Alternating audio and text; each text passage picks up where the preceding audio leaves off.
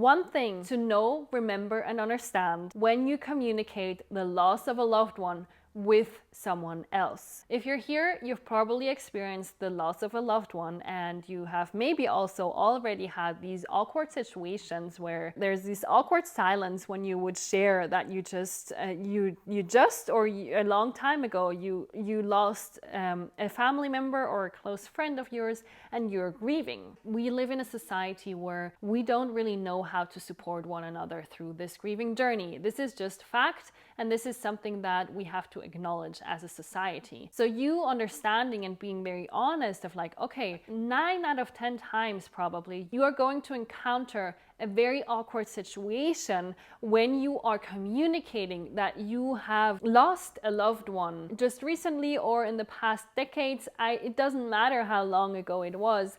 And you, in that embodiment, get to choose, do you want to communicate it with that person or not? I remember that a couple of years after my mother passed, I would not tell people anymore that she had passed because I felt so awkward. I was definitely also in an age where it was not normal that mothers pass away in my social environment, and it was just, I just felt so awkward that I just did not share it at all anymore with anyone. I was feeling that I was withholding something from others, and I felt that I was out of my integrity because I was not sharing the truth. And it was not like in a way of like, oh, I have to share to everyone that that my mother passed. No, it was more in moments and situations where, like, the most common thing, for example, in my life has been like people asking me about my name, which is a special name, right? It's Nayeli, it's a Mexican name, and my mother came from Mexico. So I would then rather say like, oh yeah, my mother is Mexican, rather than my mother used to be Mexican. It's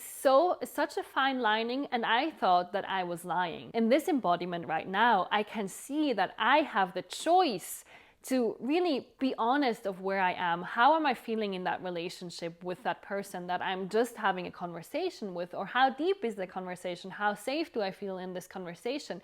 And so on and so forth. And from that moment, I can then choose from a very conscious way, like, do I want to share this very intimate part of my life with that person? Or do I just feel that I don't want to deal with that awkward silence that I know that most probably is going to be part of the conversation? It's my sovereign choice. And having that sovereign choice has been the biggest game changer of my life, because I get to choose and really direct the conversation with that person as well. So this is a really beautiful thing that really has supported me. Feel free to let me know down below how this is landing, how you navigate through communicating with others if people have crossed over and you're on a grieving journey. And if you feel called to dive deeper into connecting in a very conscious way with your loved one who crossed over, I have a video up here that shares a lot about what is important to be aware of when we connect with people from the other side. I'm sending you many, many blessings, beautiful one, and so much love on your journey from grief to grace in the best way possible. Namaste.